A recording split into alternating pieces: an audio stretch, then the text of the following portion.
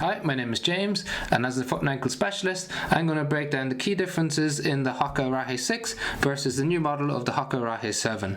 So, the Hoka Arahi 7 was one of the most popular models in the Hoka range. It's a moderate stability shoe, however they've made some key updates to the shoe, and I'll break down how they feel underfoot and how they influence how you move as you walk or as you run. So the first thing we'll talk about is the midsole in the Hokas. So in the Arahi 7, you've got 34mm in the rear foot of cushioning, 29 in the forefoot, giving you a 5mm drop from the back to the front of the shoe. It comes in about 272 grams for a men's size 9 US, so it's a relatively light shoe. And then in the cushioning of the shoe, you've got Hoka CM EVA cushioning alongside a J frame. So in terms of the cushioning, it's very responsive. So as you apply weight to it, it tends to push you back out again, so you don't sink into too much. It's quite snappy, quite bouncy, unlike the Gaviota 5, which is the maximum stability shoe in the Hoka range.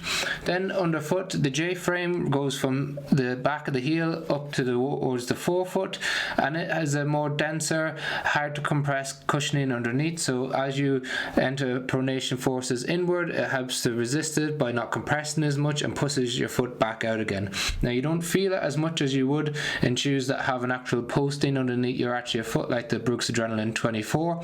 However, what you get with this is some moderate stability to encourage your foot back out again, and then it's got some nice sole flare that reduces how much your foot can come out, so it keeps it nice and centered in the shoe as you move. So they haven't updated this in the Model 7 compared to the 6. It's the exact same type of midsole, feels exactly the same, but they've made some big changes to the upper material.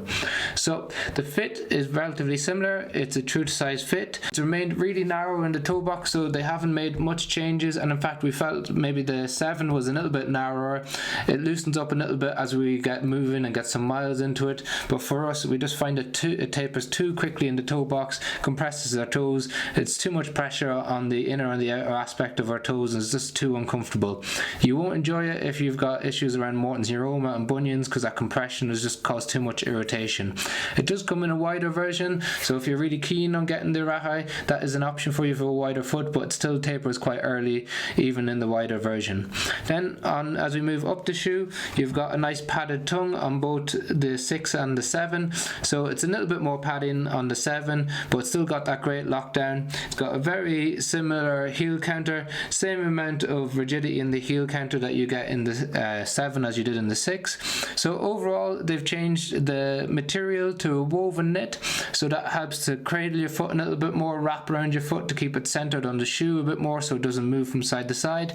I can't say that we noticed a huge difference overall, so if you're contemplating upgrading from the 6 to 7, I don't think there's a huge difference. If I was a fan of the 6, I'd probably stay with the 6 unless you really didn't enjoy the upper material. Otherwise they're pretty much the same shoe, no difference underfoot, mild differences in the upper. The fit and the feel still feels very similar to us, and overall no huge changes. If you've got any questions on the shoes, please leave them in the comment section below. If you'd like to purchase the shoes, we have links for them in the description. If you purchase through the links, it really helps fund the channel without affecting the price of the shoes. If you opt not to do that, it's really just helpful for the channel if you like the video, subscribe and share the video. Thank you very much for watching.